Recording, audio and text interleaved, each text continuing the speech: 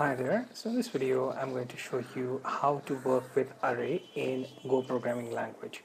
So the first concept that we are going to look here is what exactly are arrays. So arrays are like our bookshelf where each compartment holds specific number of books. So let's say in library you have science book on one compartment and in another you will find chemistry, math, etc. So when we create an array, we declare what type of data it will contain.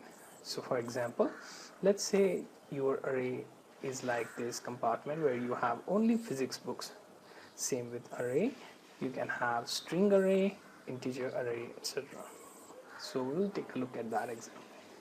So first thing, open text editor or IDE and create one Go file. In my case, I have sample.go.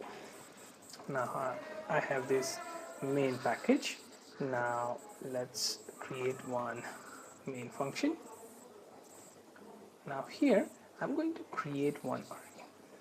So let's create one variable, and to convert that variable into a string array, we simply use, let's say, this variable a, and then use square bracket and have, let's say, two values to be stored and then call for a string. So this string array will have two values. So let's start with first value being, let's say, my channel name Devnami, and then you have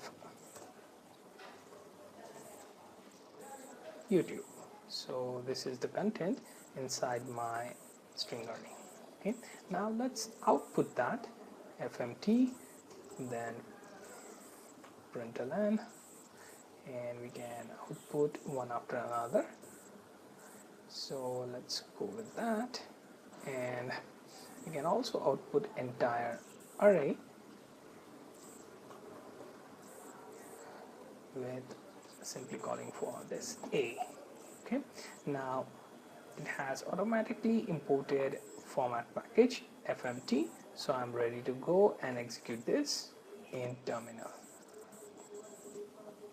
So let me go to the directory where I have this file, and here I'm going to type in go run and then name of the file .go. If everything is correct, then execution for your program will begin, and as you can see, it outputs first value from position 0 Devnami and then YouTube.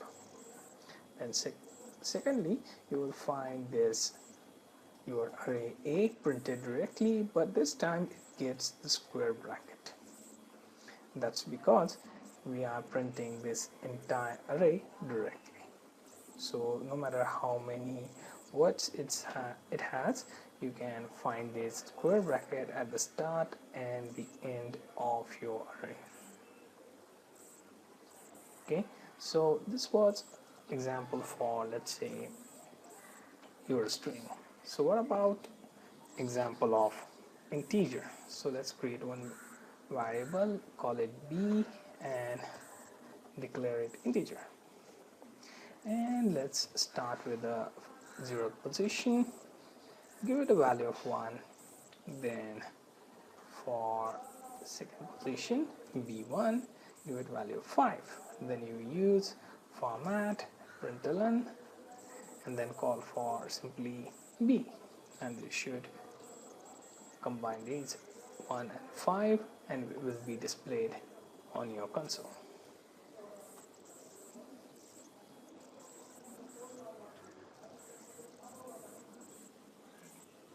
Now as you can see, due to antivirus, I am getting this exit status error. So if I execute without antivirus, then you can see that you will be able to execute your both string array and this integer array.